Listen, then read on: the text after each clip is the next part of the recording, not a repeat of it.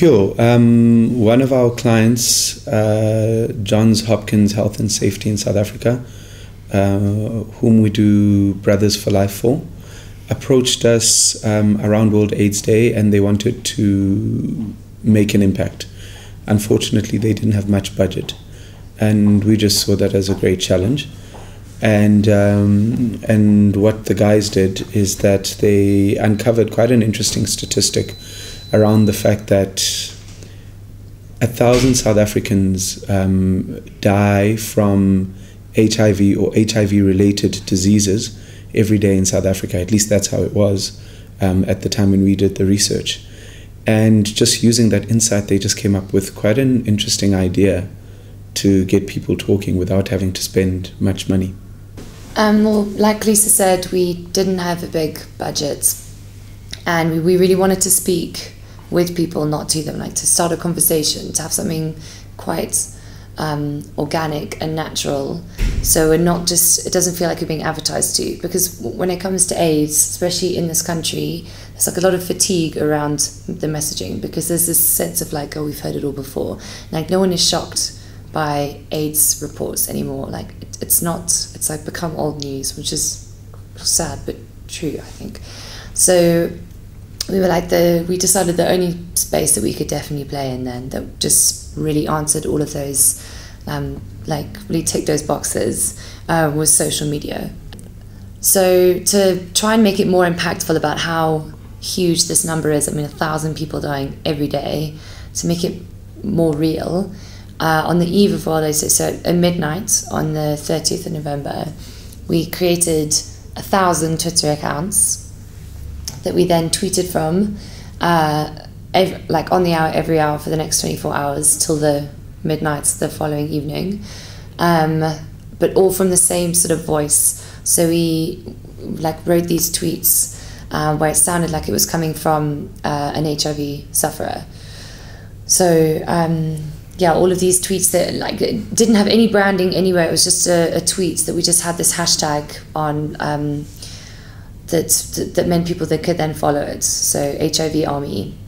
And they were numbered 001 to... 0001 to 1000. To 1000. So they all just had a number. Mm-hmm. And there it was like, I'm the faceless, I'm like one of the many faceless people suffering from AIDS in this country. And it just, like he told the story. So we were like showing this real angle of this person and their like, for want of a better word, like plight. Yeah. And then at midnight, they started, like the messages started getting weaker and weaker throughout, like from sort of the afternoon into the evening. And then at midnight, all of the accounts died, every single one of them. And then we followed that with a message saying 1,000 people die of AIDS every single day. They don't have to. Help Brothers for Life turn this around. So that's what we finally brought in our like branding and stuff. Well, it's quite interesting because, you know, Twitter is an extremely user-generated platform.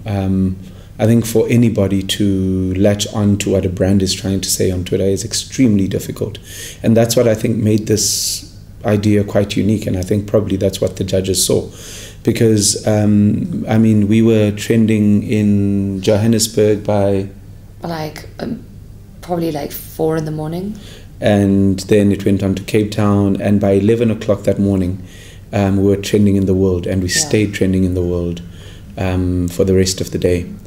So yeah, it was quite an interesting thing. I mean, for us, I just thought it was an amazing, also just a team building exercise. I mean, we booked out a room of I don't know how many students, and thanks to Vega, I have to say, we got a whole bunch of students from Vega, and we booked out a room.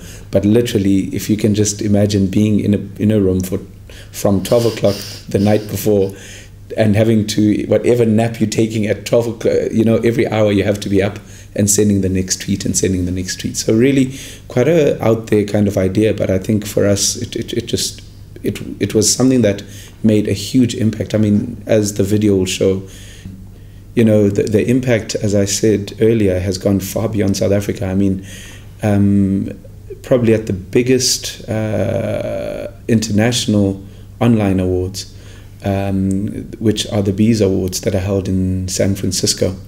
It was up against Nike Black Mamba. Now that was a piece with all kinds of celebrities and all kinds of budgets, from who was it? Kanye West. And Rodriguez directed it. Bruce Willis, and a whole bunch of guys. And to have this piece standing up against that, you know, which probably cost more than 50 times what this cost, and it actually edged that out.